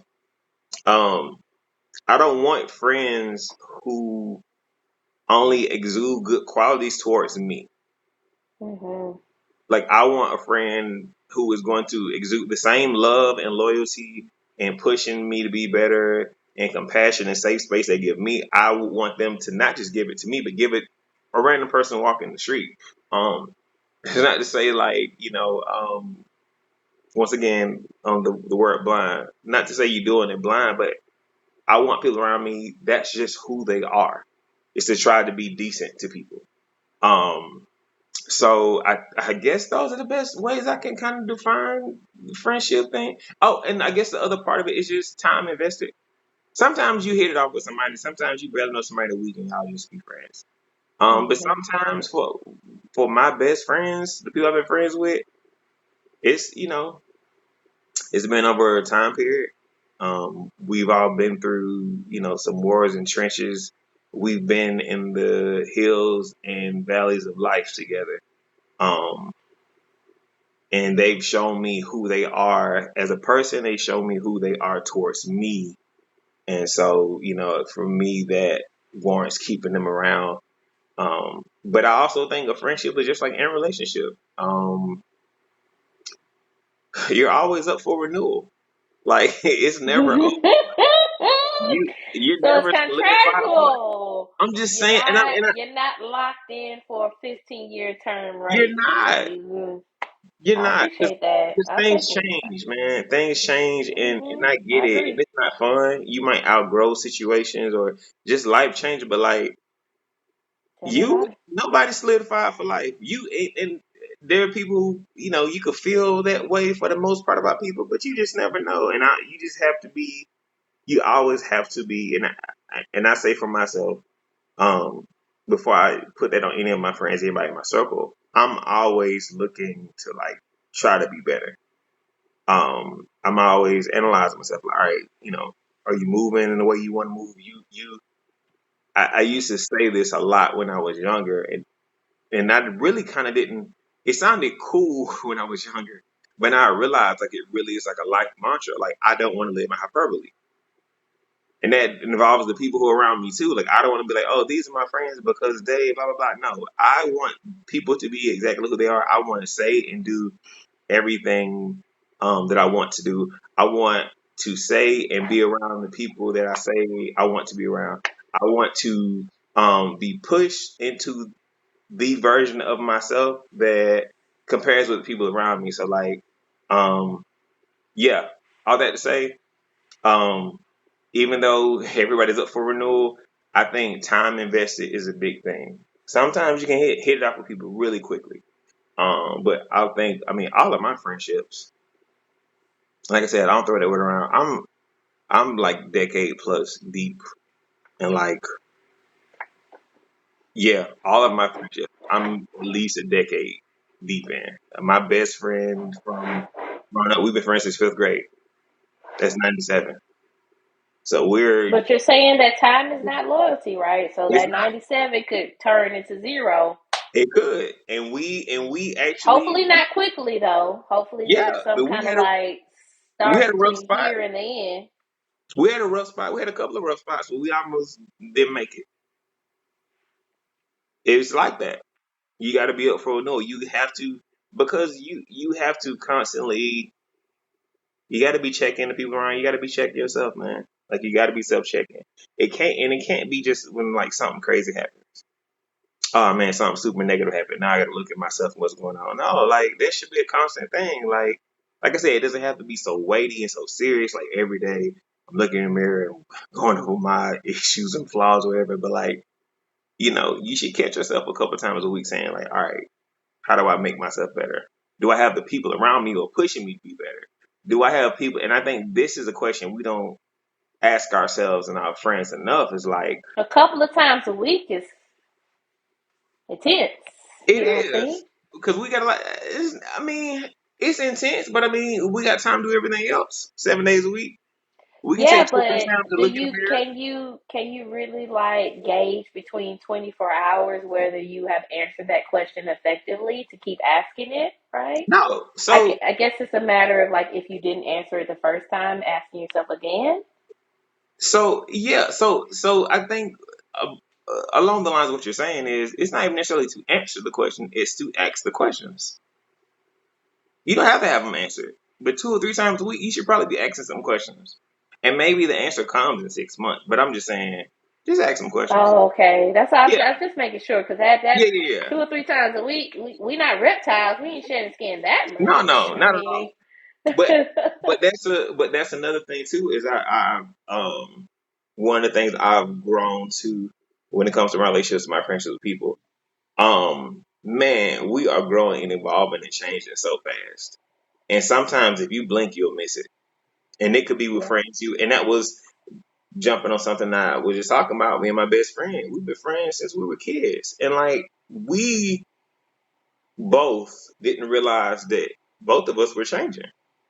Because the foundation is that we've had the history, but like if you're not constantly, like I said, it doesn't have to be as intense as I'm making it out to be. But like if you aren't looking every now and again and seeing what's going on, you might miss something. And you might miss that like, oh, my friend is growing and changing and evolving. And like, you know, if they're your friend, then you have to adapt. Now sometimes that growing and changing means that they're growing and changing away from you. But if they're not, then you have to do some adapting to it. Um, so yeah, yeah. Okay. Uh, we took a little bit of a tangent because I just really wanted to understand what you meant by a My bad. friend, and I'm so thank.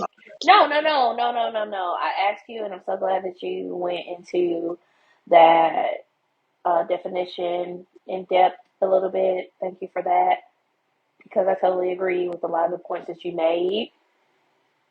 So you said you don't use that term lightly, and we've grown over the years. We've known each other for quite a while. When, if ever, have you realized someone you revered as a friend was actually hoping for your demise in a sense? Like, was actually a snake in the camp, you know?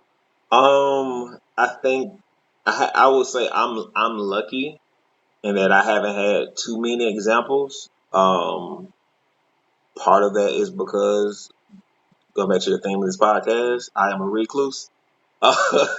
But but the other part of it is, like I said, especially when I became an adult, I started being really intentional about the people I was keeping around me. So not too many examples, but I would say probably the most glaring example is somebody who I used to be good friends with in high school. There was like three of us, and it was like my best friend from growing up, and our other friend, and he was like a year younger than us, but we all did everything together. Me and my best friend, we had the history of the friendship, but when in high school, my best friend and this other friend ran in more of the same social circles. So even though we all would kick it, they kicked it together way more. But whenever me and this other friend hung out, it was always cool. But there was always a little something that was adversarial about it. But I just chalked it up to me just being, an insecure teenager, young adult, or whatever. And Hmm. then the switch for me, when I really kind of saw it in full bloom, was um, my best friend and the other friend, they went to the same college. And it was my first time going to visit when I was at Southern. So, I went to visit. And it was just, I was like, oh man, it's cool to get to be with my guys. And, when I kick it with them, I got to meet some of their friends. And like, it was one of those weird occasions for me where like I instantly kind of like connected with people that I didn't know. Which is, like I said, I'm a recluse, so usually in the case I have to warm up to people. But it was one of those rare occasions where it's like, oh man, like they're cool. And like he instantly started acting funny. And I was just like, well, this is weird. Like, I'm coming up here to kick it with my two homeboys, my two friends, and I'm hanging with their friends, and I'm getting along with their friends. Why is my friend not acting for me? And what I realized, Mm. So what you was were fitting in, and there was an issue with you fitting in. right, and what I realized, what was crystallized in that particular moment was that, oh, me and him ain't friends. He keeps me around because I make him feel better about himself. Like he's cool with me. Oh, He's okay. cool with my other friend. But specifically on our relationship, I was just around because I made him feel better about himself. Um, as a friend, not trying to be funny. Okay, cool. I'm a good friend. I'm loyal. So in that particular aspect, I make you feel good about yourself. You're my friend. I'm gonna believe in you. I'm gonna encourage you. We're gonna kick it. But in the other aspect, I realized it was the social dynamics that was the real thing. We grew up, broke. We didn't have a lot. And so like, for like high school and stuff, like I didn't do much. You know what I'm saying? But when my guys did something, I could go kick it. You know what I'm saying? They might slide me a few dollars, or I have a ride. Even if I had the few dollars, it was cool. But when I look back, I realized like in those dynamics, prior to that visit in college, like he always had something to say. It was always some little like dig, and it was always in front of people. When it was just us three, it was really Mm. boring. It was a So you little more missed a chill. funny man. Now all of a sudden you're just Yeah, I'm like, oh oh, Martin, the baby girl over here, you know what I'm saying? Now you got something to say, and it was like, oh wow. So it took that particular moment to, crystallize like, oh man, like we ain't really friends. And so over time, it just kind of it kept dying, and I always had love for him.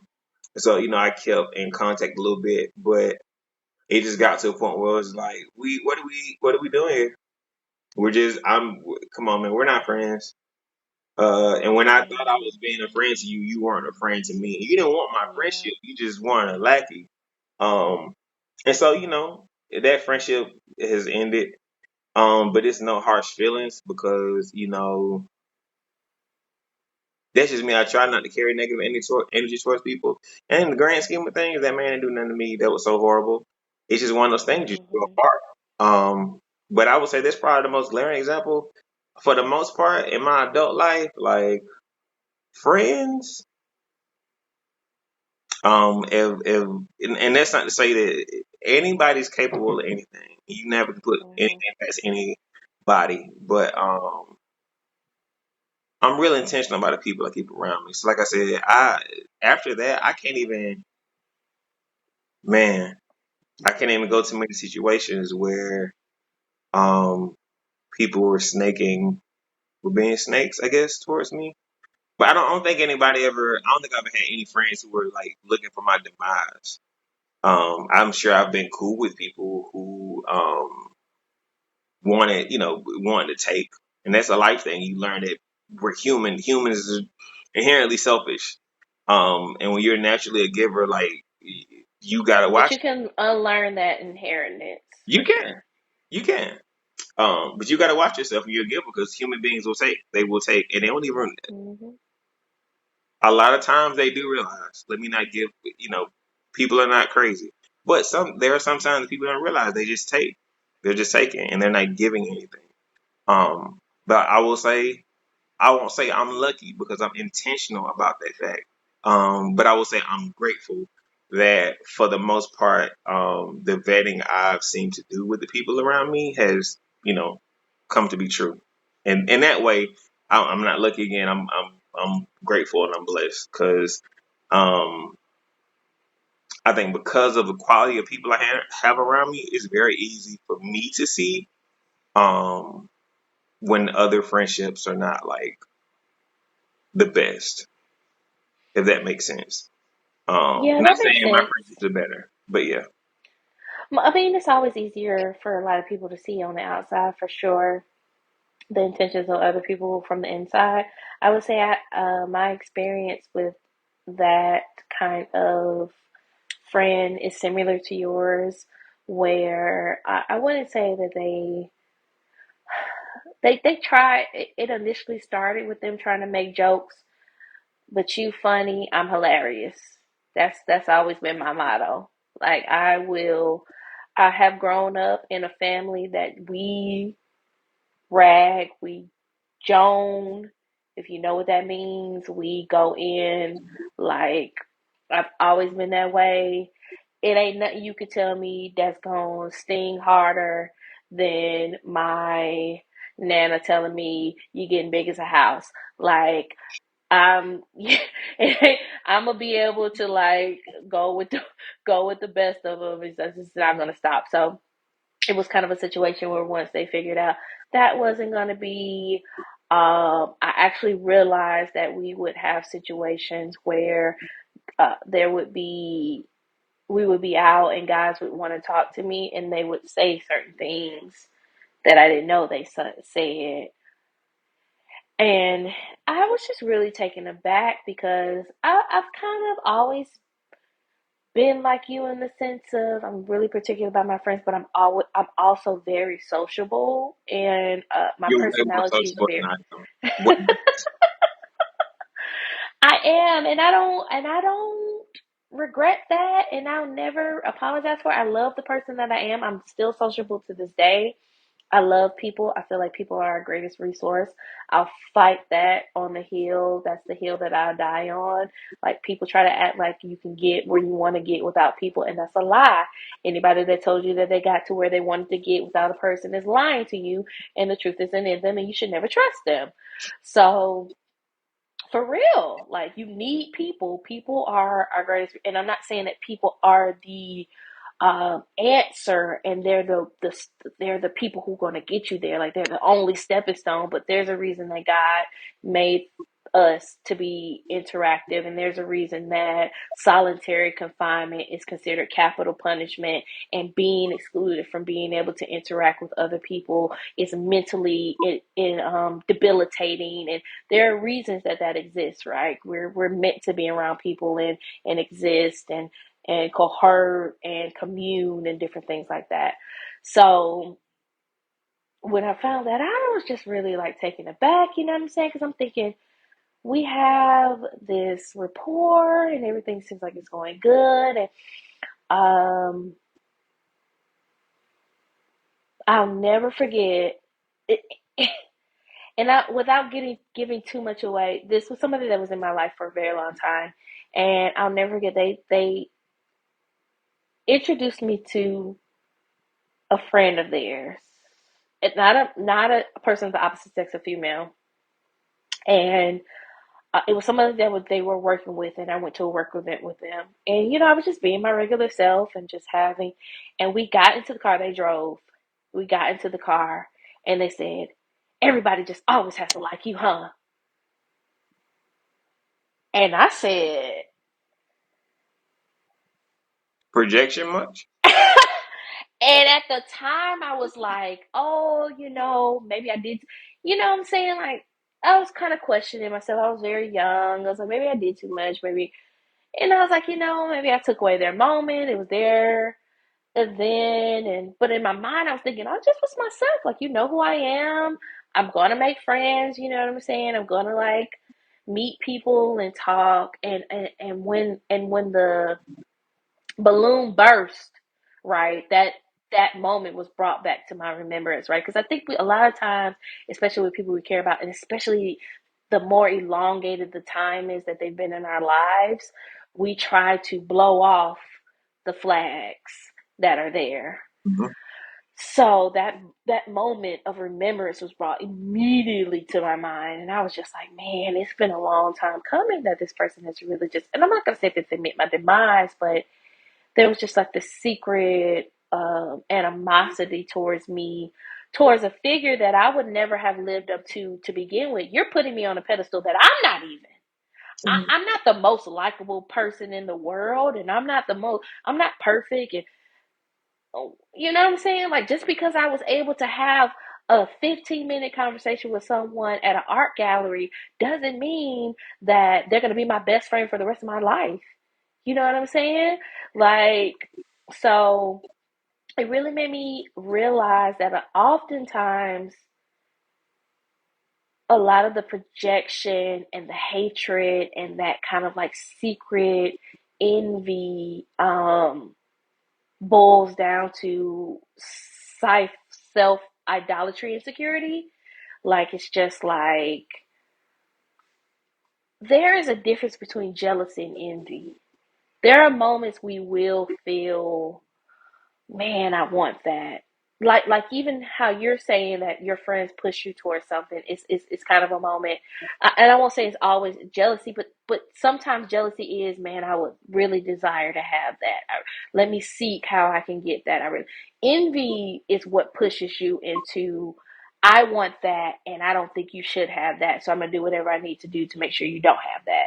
That's what happened, I feel like, with that story I brought up, and that's why I wanted to segue into it, because it's like, what in your right mind would make you think it's okay to say I have a friend, know that they cannot swim, and push them into the water, and then let's just say I really did think that was funny. Let's just say slapstick comedy is my bit. I be smashing watermelons every chance I get. I'm just that's my comedy.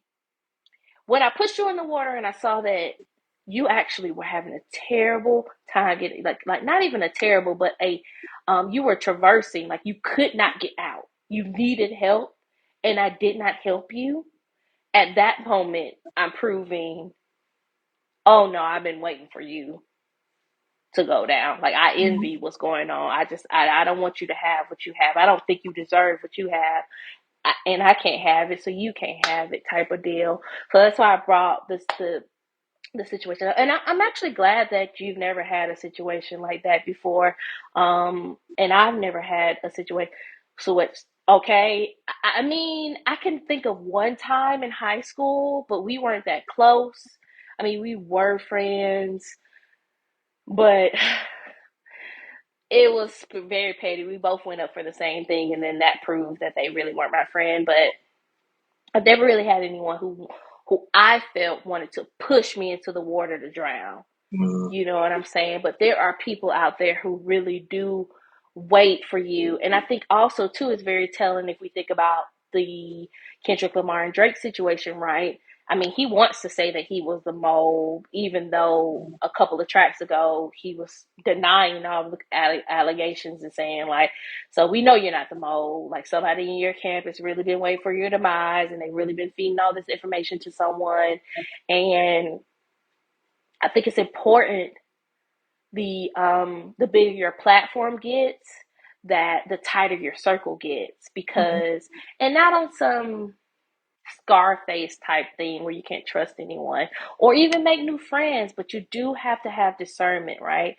You do have to have those moments where you really look at people's actions, not just the laughter. Like you said, you have the friends who you go out with and you have a good time. Like, no, in the moments of where we're sitting together and I'm reflecting on how it can be better, what are you saying to me? Are you telling me I'm the greatest and I don't have anywhere to go? That's a lie. You know what I'm saying? Are you encouraging me that I could be better? Are you saying, like, hey, you could work on this? And not to say that that's the only marker for it, but if anybody that you have in your life is always telling you, you're great, you're great, you're great, you don't have any, they're never challenging you. They're never saying, like, you actually could do this better. And this is something that I've learned growing up, you know what I'm saying? Coming from a place where I thought I knew everything, and then I started meeting people who were challenging me and were like, no, you don't know everything. You can be better. You can do this. You can do that. And I learned the art of sitting at the foot of wisdom. And I think for us, we think wisdom is this long beard person, and they live long, but wisdom could be anything in the moment. Wisdom is not a definite entity. It's the Mhm. moment in which you're learning something that you didn't know that could take you to the next level. So wisdom could take the effect of someone who you may not think. would have that wisdom, or even, you know what I'm saying, like someone who you have been the mentor to. Sometimes your mentee can be your bring wisdom to you, and you have to be wise enough to know that that's wisdom, right? So I think it's very interesting that neither one of us have encountered that. I'm so grateful. Don't ever turn out as a snake on me, because I cut the snakes off at the head. You already know this. I think the last question I would have in this conversation would be, and I know I'm not going to say it was minuscule what you went through, because this was someone who was your friend, and same for me. And I will go through and answer it. Is how do you heal from realizing like this person wasn't who I thought they were. I thought they were going to go with me through this life, and then they proved themselves to be this, and now I have to move forward from that. I think let's say easy, because to be transparent, it really wasn't that hard to let go of the friendship, because even before that Okay. moment, it was strained, because like I said, in my mind I couldn't piece it together, but that moment crystallized what was the issue with us. But in general, what I would say is what makes um I think any departure of a connection, whether it be platonic or romantic, what makes it easier to get over it is taking inventory of what you have around you. I could be, frustrated and distraught over this particular person, this friendship ending, or I could look around and be like, but like I got all these people in my corner, like these really great Mm, quality people. And to be fair, that's the formula I have used all my adult life. Um, because sometimes we take our friends for granted, and especially when, um, like I told you, that word friend. So like, especially when like maybe a homeboy or a homegirl or an acquaintance does something negative. Depending on what it is, sometimes we like to cast a wide net and be like, "This is everybody" in a particular moment, and it's just like you can't do that, especially when you got these people who have constantly over and over again over time proven themselves to you and proven their worth to you, and they've proven that they actively want to be in your life. Like, I could get frustrated or annoyed by the situation, and I'm human, so I will be. But like, I could like trip, but I can't, because I got these people around me. And so that situation, like I said, in my adult life, any failed connection, like I said, platonic or romantic, when you take a step back and really sit in a sense of gratitude for the company that you created, like, 'cause like I said, like we're talking about, you have to be intentional about the people you have in your life. It's cool to be cool with people, but man, people who you call friends, and I know this might sound like something trivial, but just putting somebody's number in your phone, like that's a big deal. It's not just like, oh, it's I got a list of no, like your number's in my phone. Like I can contact you. This is not just social media where like I can give somebody a like or apply to a story because I'm trying to flirt or I'm trying to get on or whatever. I'm trying to clout chase. Like no, like I have your personal number in my phone. Like this is a connection. Even if it's not super deep, like we are establishing some kind of a connection here. Um, but like you have to be intentional about the people you have around you. And when you do that, it is not a perfect formula. It's not absolute, but I think it serves you well going forward. So it's done well for me so far. Hopefully, it continues that way. But like I said, when I have those issues with people, you lose connections for whatever reason, short or long. You take a step back and look at the culture you created with the people you selected to be in your life who proven it. It makes it all better. Like it's really not that hard. You know what I'm saying? Like I'm missing this, but I got this. So, yeah, that's my answer. okay. Well, I think we can end there. That was You're not great. gonna answer the question? Oh, you want? How do you Okay, get yeah, I can answer. I no, I because I agree. I think okay. so.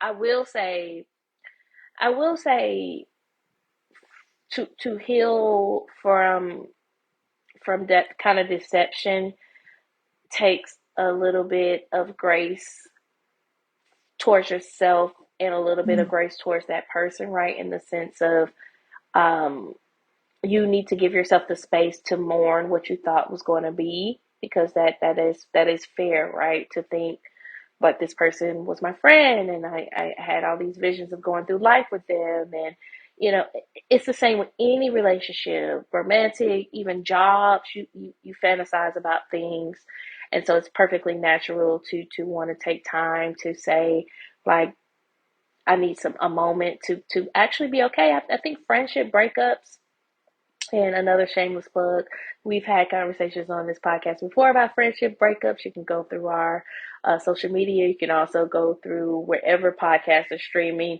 I don't know the specific episode, but we do have an episode about breaking up with friends. They are real. They cause anguish. They can cause heartbreak. They can be very difficult to get through, especially if you've been friends with this person a very long time, or maybe they're one of your only friends, or someone, the only person you trusted, or something of that nature. So give yourself that space, but also give them grace in the sense of, like, understanding that whatever they did, as long as you're not out here being a greedy person, or like, you didn't do anything to deserve that. And I'm not going to say deserve. I really am hesitant to say the word deserve, because the correlation between a bad action and deserving is very sparse. So I don't want to, like, make it seem like you can do something to deserve a bad action or discourse on that aspect. But as long as you were the friend that you were supposed to be, and you trusted them, and you did, and you love them, or whatever, it has nothing to do with you. Whatever they're going through is their plight. They'll actually have to deal with that in the dark, when you're not even around. They're probably already dealing with it in the dark. That's why it's coming to light. And I would say the quicker you can forgive, the quicker you can move on. And I don't mean in the sense of, like, I feel like forgiving them, right? No, no, no, no. Just say, I forgive you. Like, I forgive you and I move on. I forgive you of what you've done. And I would do that every day. Every day I would say, I forgive this person. I forgive them. I forgive, until I actually felt it in my heart. I would say that. I forgive this person. I forgive this person. I forgive this person.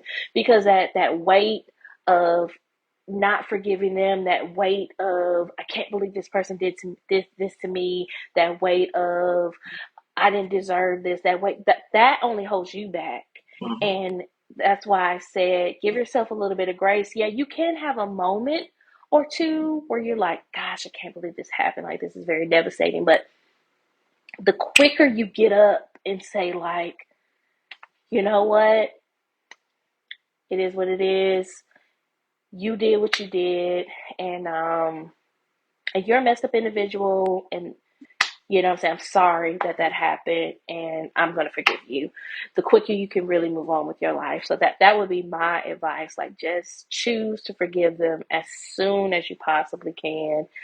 Don't wait till you feel like it. Don't wait till you wake up and say, oh, I'm ready to forgive them. The people who say, oh, I'll never forgive this person, like, you don't understand the weight of what that carries on your Yep. shoulder as you know what I'm saying? Because think about it, like, you choose to not forgive somebody. How often are you waking up thinking about them? You're going to sleep thinking about them. You're going to sleep thinking about the way they hurt you. You're sitting there doing your work. You're thinking about what they did to you. You're watching a movie, and all of a sudden you see something and you thought about, oh, this person did this to me, and now you're back in that place and you're transported. You're in a time warp. Hmm. You haven't given yourself the opportunity to move forward, and you deserve that as the person who was victimized, right? And I think it goes back to the conversation you were talking about with the victim, and everybody wants to be a victim. It's okay that things happen to you that you don't deserve. Let me not say it's okay. Things happen to you that you don't deserve sometimes, and you are a victim, but you don't have to. You were victimized, but you don't have to be a victim. Not for the rest of your life. You Mhm. can decide to say, okay, this happened to me, and I'm going to choose to forgive this person, and I'm going to choose to move on. And I'm saying this, and it's easier to say it than to do it, but this is coming from someone who has had to do it. I'm talking about forgiving people who I was friends with for decades, doing things that people betrayed me. I never thought this would happen. Like, I am like, you will not hold me prisoner to the point of your fault. You know what I'm saying? Because that's what happens Absolutely. when you choose to not forgive someone. You're held to that moment in time of your greatest disappointment, and you don't get to do that. You've already victimized me, right? I'm not going to give you the satisfaction to continue to make me think about this, to continue. No, I forgive you. Like, and as a believer, I truly feel like forgiveness is a way for you to alleviate that pressure. We forgive people as God forgave us, and I think that is really a way of life. I think it really is. I think we see a lot of hurt, and I think inevitably a lot of actions from that hurt, i.e., murder, i.e., whatever happens from unforgiveness, because we chose to say, I'm going to hold on to this and it's going to slowly but steadily kill me. And so that would be my way of healing, is to forgive the other person and in order to forgive myself. And then we move forward in that. So Good point. forgive. You robbed me Yeah, of forgive. my past and a little bit of my present. I'm not letting you rob me of my future. Yeah, don't rob you don't get the opportunity to rob me in my future. Like, we're done. I forgive you and I'm moving on. And then, you know what I'm saying? Whatever comes from that. So that's my mantra, and that is the way that I would choose to heal, and that is my advice to other people who are looking to heal from any kind of situations where you feel betrayed, or things have happened to you that you just can't believe, and you did nothing to even deserve it. You know what I mean? And even if you did do something to deserve it, still just forgiving the person and forgiving yourself and moving forward would be my option. So we like to end on a quote of the day. And so I looked up a quote, and I thought this was pretty interesting. The quote is very short. It is, even the friendliest snake will strike. Sabrina Newby. Yeah. That is, yep. You have any last words for our audience? I hope this Last, isn't the last time they see you. last words. That sounds really deep. Oh, final words for the episode. I didn't mean Final. to say That's last deep words. too. Any No. words for the Love on your friends. Always love on your friends. And don't get tired of it. As friendships grow and change, um, it, the love language between the friendship will change. The connection will be there. But just love on your friends as they grow and change. You know, the way you used to love on them might be different. Okay, well, love on them the new way now. So, you got people around who want to be around. Figure it out, and when it's time to go, let them go, and be grateful for the time. Because, like you said, just because it doesn't have to be adversarial, it can just people can just grow apart, and you can just be grateful to have had good people in your life at a certain point. So, um, love on your friends, man.